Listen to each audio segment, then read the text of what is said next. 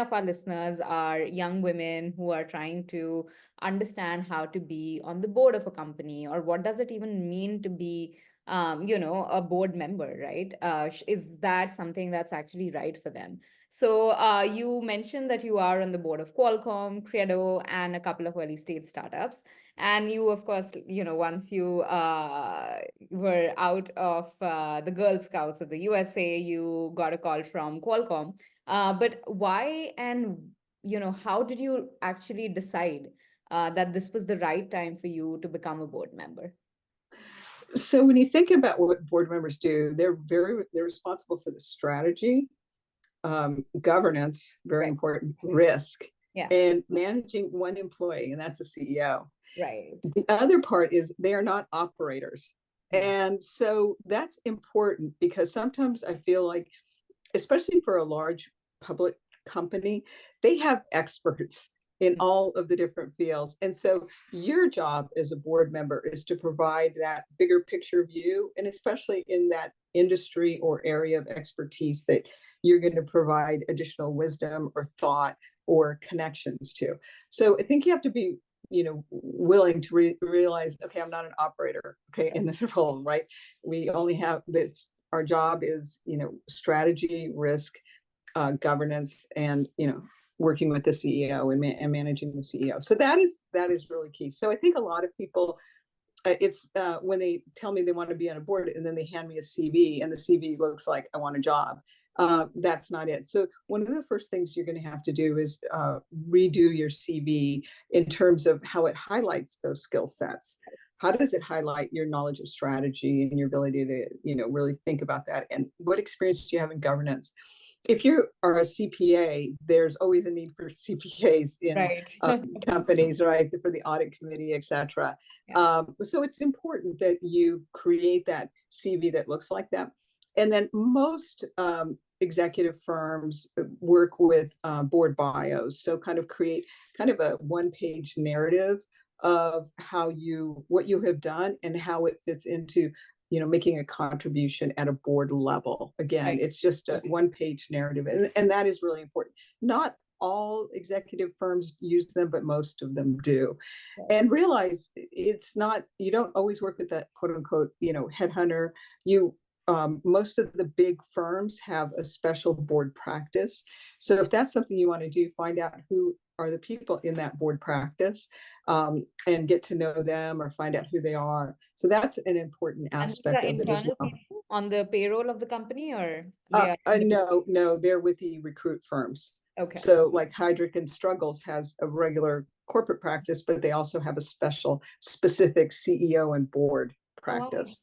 Yeah, so you want to find out, Russell Reynolds, same thing, Spencer Stewart, yeah, all of the big ones that they have a specific, practice focusing on boards. So you want to find them. Now, some of the smaller companies may not be working with those big firms, and so maybe an executive recruiter that works with those firms will be able to help get into that opportunity. Now, but the other thing is you have to have demonstrated the strategy, and I think one of the reasons I got called was when I was the CEO, I got some pretty high profile opportunities. I spoke at Salesforce's Dreamforce, right? Right. I got Girl Scouts to be the charity of choice. The year before us was Bono and Red, and the next year was Girl Scouts. We were like, I would have everyone repeat after me: Dreamforce in 2017 is going to go green. Dreamforce in 2017 is going to go green. And guess what? In 2017, Dreamforce went green with the Girl Scouts. So, but that got me on a big stage. And instead of talking about you need to help girls, what I did instead is I turned around of how Girl Scouts was developing a digitally trained workforce for the future to help their communities and their companies be competitive at a global level. And I highlighted some of the STEM badges that we were working on: cybersecurity, robotics, automotive. And that kind of blew them away because they saw that we had a strategy, we were executing on it, it was filling an important workforce need for technology.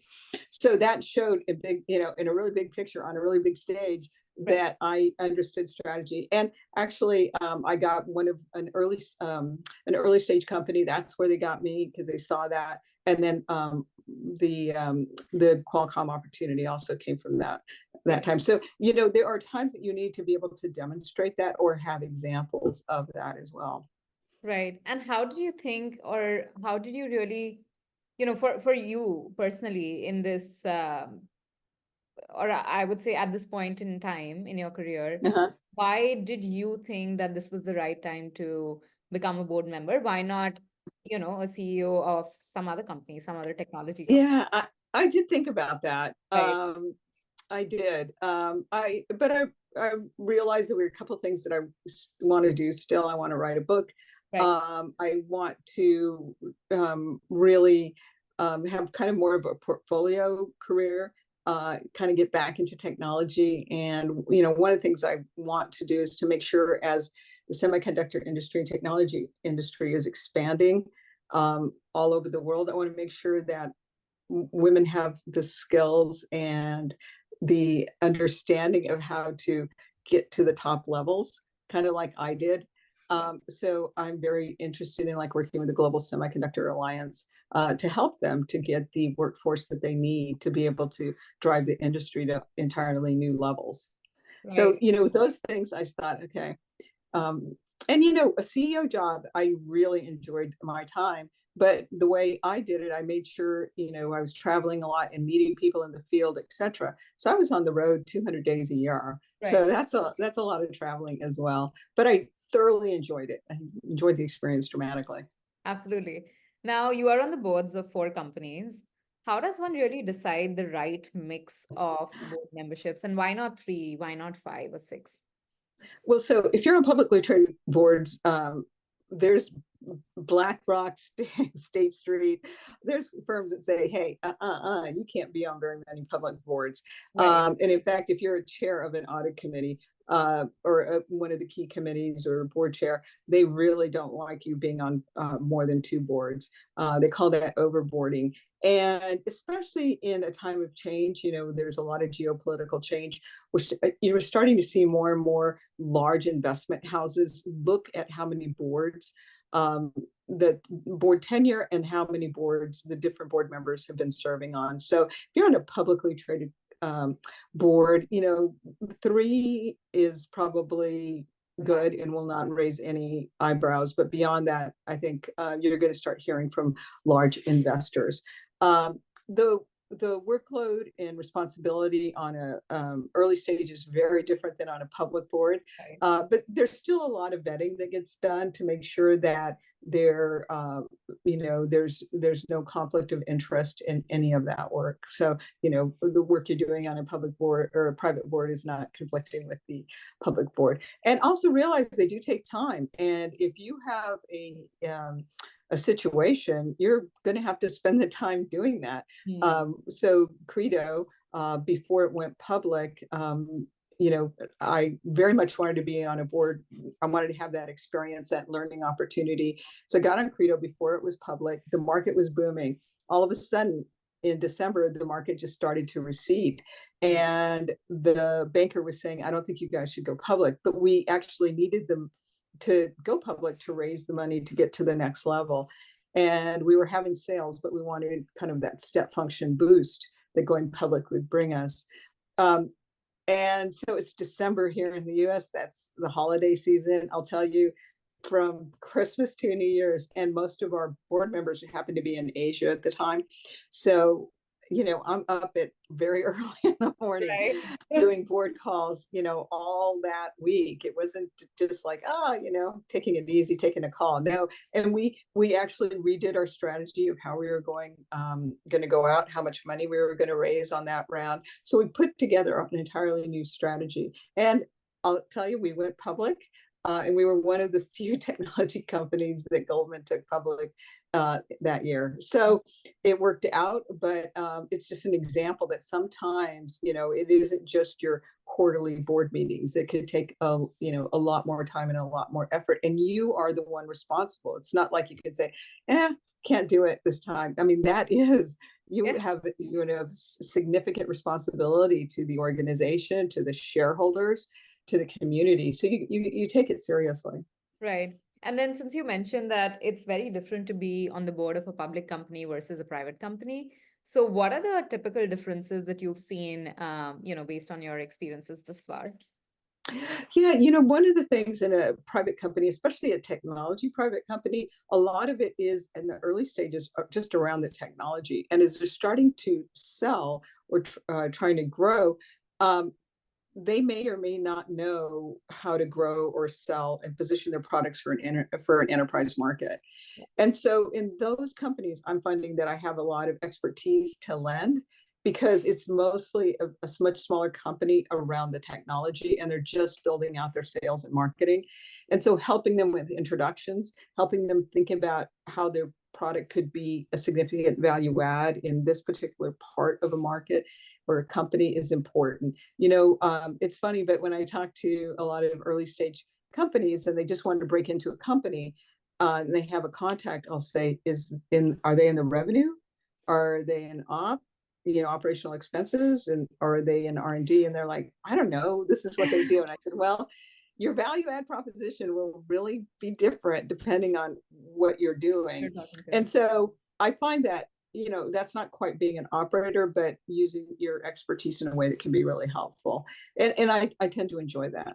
Right. And have you seen any difference in terms of how the executives or the founders of these companies approach board members because of their stage in the in the company history or stuff like that? What's a little bit different is that in the early stage days, most of the board members are investors, Right. and so they're the people that put money in.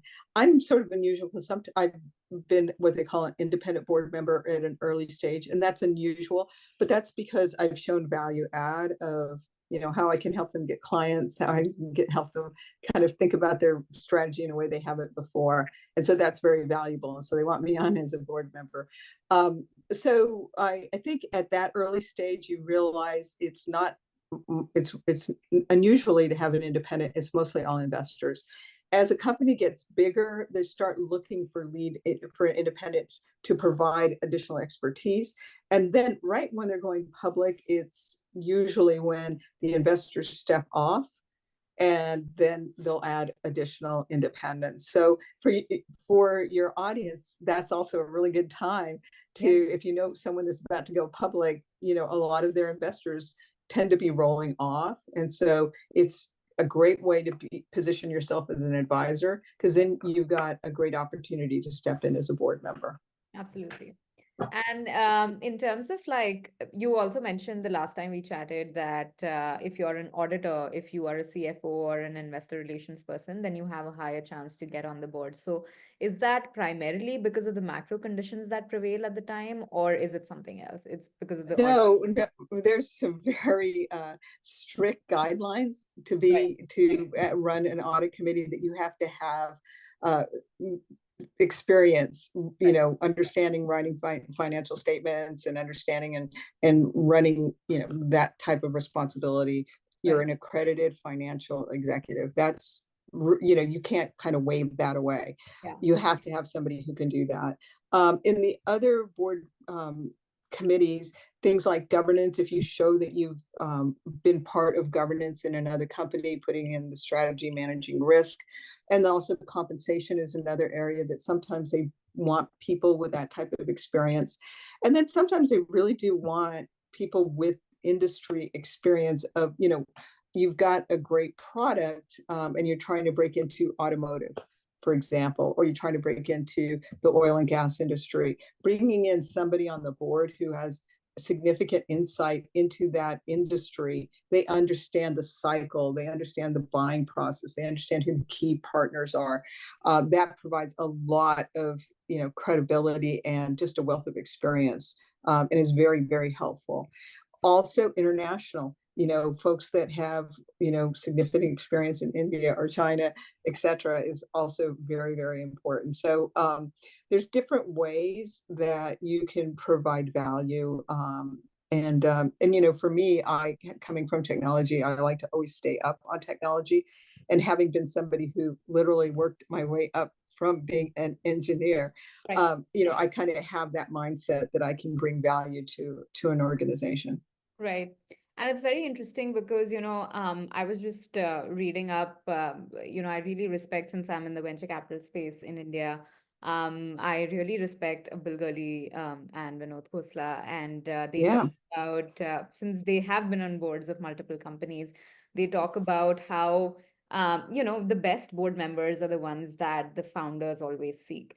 Right. But there are obviously, like as you also suggested, that, there are a few headhunters, there are a few people who actually reach out to investors of the companies that might be potentially going public and stuff like that. And I'm sure that you have multiple people around you who are board members themselves. What are the most effective ways you found to be on the board, to get because it just seems like a very competitive role to get. So what do you think has been the most effective for people around you, and of course like yourself? Networking, people who know what you do, your expertise is very important. Right. So that is very key. Hmm. And then when you're in a boardroom, typically most people in that room also are on other boards. So how you perform. And a really important part of being a board member, again, you're not an operator, is how you ask questions. Right. So are your questions strategic? Are they leading to a point?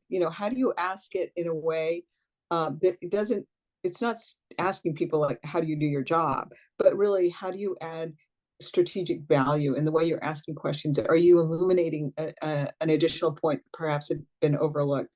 That is super key. Um, so when people see that, they're like, okay, they're great at, they're illuminating something that had been kind of overlooked.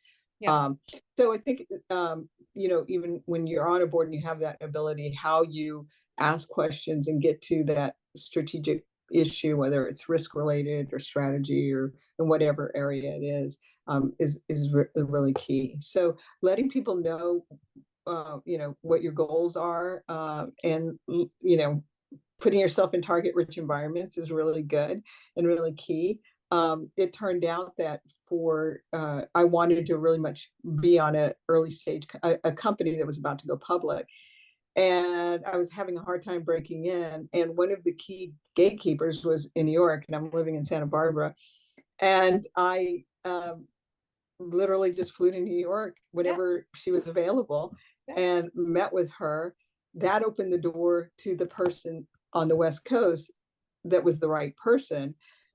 She and I met, that was good. And then that opened up that door. So, you know, yes, we can do a ton on Zoom. Yes, we can meet people, virtually all over the world, which is fantastic. But sometimes getting yourself in front of somebody so that they really get the gist of who you are is important. And I know for myself, because I'm literally one of the few like myself, right?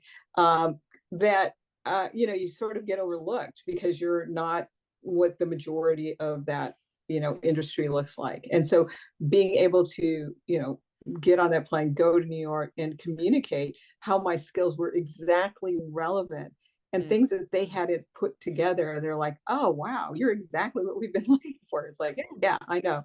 So realize you have to be able to promote yourself and sell yourself strategically as well. Yeah. Otherwise, it's always out of mind, out of sight.